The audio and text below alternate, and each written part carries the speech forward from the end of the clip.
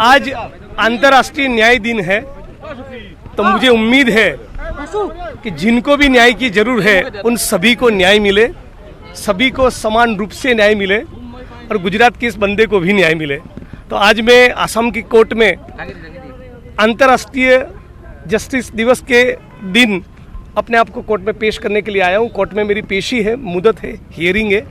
मैं न्यायतंत्र का, भारत के संविधान का सम्मान करता हूँ। भले ही मेरे खिलाफ कितना भी फर्जी केस न हो, जब एक बार चार्जशीट हो गई है तो जो भी न्यायिक प्रक्रिया है उसमें से मुझे गुजरना है और मैं न्यायतंत्र का सम्मान करता हूँ।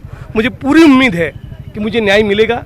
लेकिन चूंकि आज अंतर्राष्ट्रीय न्याय दिवस है, मैं मांगता हूँ केवल मुझे नहीं, पूरे भारत को, देश और दुनिया में जितने भी लोग हैं उन सभी को न्याय मिले। आसाम में भी कांग्रेस का परफॉर्मेंस बढ़िया होगा, राष्ट्रीय स्तर पे भी बढ़िया होगा। जिस प्रकार से विपक्ष के सारे दलों की एकता हो रही है और जिस प्रकार से मोदी जी के शासन में बेरोजगारी और महंगाई उसके चरम पर जाकर पहुंचे, जिस प्रकार से किसानों को, मजदूरों को, गरीबों को और विद्यार्थियों को, स्टूडेंट्स को आत्महत्या करने की नौबत आई है, जिस प्रकार से जीएसटी और नोटबंदी के कारण व्यापारियों का बेड़ा गर्क हो गया है, तो इन सारी परिस्थितियों के कारण अब देश को पता चल गया है कि कौन अपना नेता है। और वैसे भी राहुल गांधी जी ने मोहब्बत की दुकान खोली है, तो हम लोगों की मोहब्बत की दुकान में इस देश की जनता के लिए बहुत सामान है, तो जनता हमारे पास ही आएगी। वो तो असम की जनता, असम कांग्रेस और सरकार, इन सबका विषय है।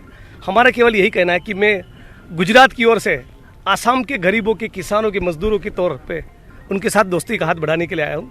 और अब मेरे इस केस के कारण असम और गुजरात का भी दोस्ती बन रहा है, असम कांग्रेस, गुजरात कांग्रेस का भी दोस्ती बन रहा है। तो असम के गरीबों के, वंचितों के जो भी सवाल रहेंगे वो हम भी उठाते रहेंगे, असम में आते रहेंगे।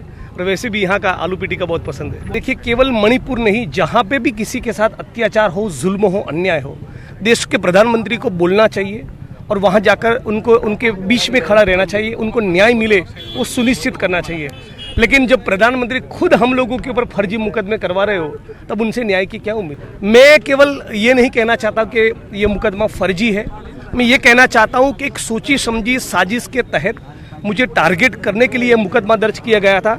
आसाम के न्यायतंत्र ने, आसाम की जेएमएफसी के कोर्ट ने मुझे जब बेल दिया तो जमानत के ऑर्डर पे साफ तौर पे लिख दिया था कि एफआईआर फॉल्स है, फ्रिवलेस है, फैब्रिकेटेड है, मैन्युफैक्चर्ड है और जानबूझकर जिग्नेश मेवानी को लंबे अरसे तक जेल में रखने के लिए, जानबूझकर जिग्नेश मेवानी को जेल में रखने के हेतु से ये एफआईआर दर्ज किया है। और इस एफआईआर की गंभीरता इतनी है कि गुवाहाटी की हाईकोर्ट को सीधा अपने सुपरविजन में इस केस को ले लेना चाहिए। ऐसा यहाँ की जुडिशरी ने मुझे जब जमानत दिया तब लिखा था। तो सवाल ये हो रहा है कि आसाम के जो लोग हैं उसके सवालों को छोड़कर गुजरात के किसी बंदे को जेल में डालने का, उसकी गिरफ्तारी करवाने का, उसके लिए 2500 किलोमीटर दूर पुलिस भेजने का, इसका कोई मतलब नहीं है। इससे आसाम का, गुजरात का, देश का किसी का भला नहीं होगा। भला तो तभी होगा जब हम जो आखिरी इंसान हैं, जो किसान और मजदूर है, जो युवा और महिला है, उनके हितों के ऊपर काम करें, उनके हितों की बात करें।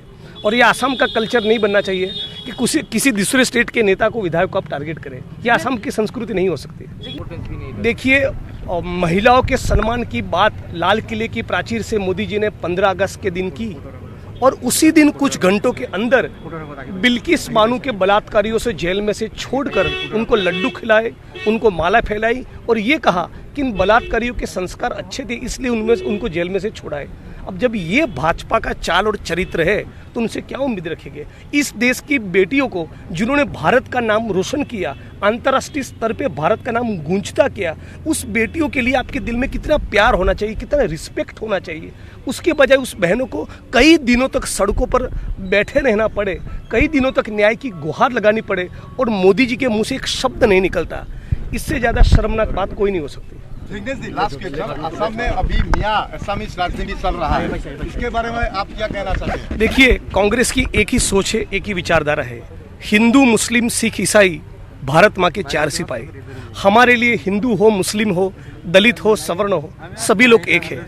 सभी लोग इस देश की तरक्की में पार्टिसिपेट करते हैं। सभी लोग ने इस देश के स्वतंत्रता के आंदोलन में हिस्सा लिया। इस देश में भगत सिंह, सुखदेव, राजगुरु ने बलिदान दिया, तो राम प्रसाद बिस्मिल और अशफाकुल्ला खान ने भी बलिदान दिया। तो सभी का मुल्क है, सभी को साथ में लेकर चलना चाहिए। ये ओशी राजनीति करने का दौर नहीं है, मोहब्बत की दुकान खोलने का वक्त है। सीएम हेमंत बिश्व शर्मा के बारे में क्या टिप्पणी करना चाहेंगे आप? मैं उनको स्वास्थ्य अच्छा रहे, आसाम की जनता के लिए अच्छा काम करे, आसाम का जो आखिरी इंसान है उसके बारे में सोचे, यही मैं कहना चाहता हूँ। मेरे जैसे लोगों को टारगेट करके आसाम का कोई भला नहीं होगा।